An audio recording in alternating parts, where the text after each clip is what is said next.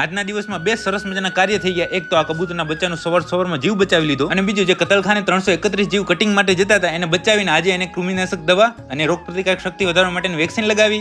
જય માતાજી મિત્રો. સવારમાં હું અને તીર્થ આવતા હતા પાંજરાપોર. ત્યાં તીર્થની નજર પડી ગયા કબૂતરના બચ્ચા ઉપર. બચ્ચું પોતાની રીતે ઉડી શકે એવડું હતું નહીં અને માળામાંથી પડી ગયું હશે નીચે. રસ્તા ઉપર જ પડ્યું હતું, એટલા માટે લઈ આવ્યા એને પાંજરાપોર. અહીં લઈ આવી આપણે એને મૂકી દીધું કબૂતરના સ્પેશિયલ પિંજરાની અંદર. અહીં એના ઘણા બધા સાથીદારો આ પિંજરાની અંદર જ છે. એ કોઈને ઉનાળાની આ લૂ ન લાગે એટલા માટે સાઈડમાં કોથરાઈ બાંધેલા છે. હવે મારે આપણું બાઈક અહીંયા પાંજરાપોર મૂકી અને પાંજરાપોરની એમ્બ્યુલન્સ લઈને જવાનું હતું પાબુશ્રી વિભાગમાં. તમે જાણતા હશો કે 15 દિવસ પહેલા 331 જીવ કતલખાને જતા અટકાવીને આપણા પાંજરાપોરને સોંપેલા છે. તો એ બધા પશુઓને મારે અત્યારે કૃમિનાશક દવા અને રોગ પ્રતિકારક શક્તિ વધારવાનું વેક્સિન આપવા માટે જવાનું છે. ત્યાં લઈ જવા માટેનો બધો સામાન તીર્થભાઈ ગાડીની અંદર રાખ્યો. ત્યારબાદ અમે રાપરથી નીકળીને પહોંચી ગયા પાબુશ્રી વિભાગમાં. અહીં પહોંચી ફટાફટ આપણે કામ ચાલુ કર્યું ડીવર્મિંગનું અને વેક્સિનેશનનું. હવે પાબુશ્રીનું સંપૂર્ણ કામ આપણું ઓકે રિપોર્ટ થઈ ગયું. આ કામ કરવા માટે આપણે 1.5 કલાક જેવો સમય લાગ્યો. આ ટોટલ 331 જીવની અંદર અમુક તો આવડા નનકા જીવ છે ને એને જોઈને તો ખૂબ દુઃખ થતું હતું. આ સંપૂર્ણ કામ આપણું પૂરું કરવા માટે આ બધા મિત્રોએ પણ આપણે ખૂબ મદદ કરાવી. બાબુશ્રી વિભાગનું બધું જ કામ ઓકે રિપોર્ટ કરી હું પહોંચી ગયો. તો આપણી ગૌશાળા અને આપણી ગાયો બધી આરામથી બેઠી હતી અને આજે તો આ બંને બહેનો એક સાથે સાઈડમાં થોડી બેઠી હતી. પછી અમે કામ કર્યું બધાને બપોરની નીંદ નાખવાનું ને કામ થોડી વારની અંદર એકદમ ઓકે રિપોર્ટ થઈ ગયું. આપણી ગૌશાળાનું બધું જ કામ ઓકે રિપોર્ટ કરી હું જતો તો મારા મિત્રને ત્યાં મને આ એક ગાય જોવા મળી કે જે હિટમાં હતી અને પછી રખડતી હતી. એટલા માટે ગામના બીજા આંખલા છે એની લારે જ હતા. આ જગ્યા થોડી ગામથી બહાર હતી એટલા માટે ફક્ત આની પાછળ 2 જ આંખલા હતા. અને જો આ ગાય ગામની અંદર હોય તો આની પાછળ 20-25 આંખલા ફરતા હોય અને સાંજ પડતા ગાયની દશા તો બગડી જ જાય. અને આવા આંખલામાંથી જન્મેલા વાસુડાની જિંદગી જ્યારથી જન્મે ને ત્યારથી જ બગડેલી જ હોય. અને અત્યારે પશુઓમાં સૌથી હેરાન કોઈ પશુ હોય ને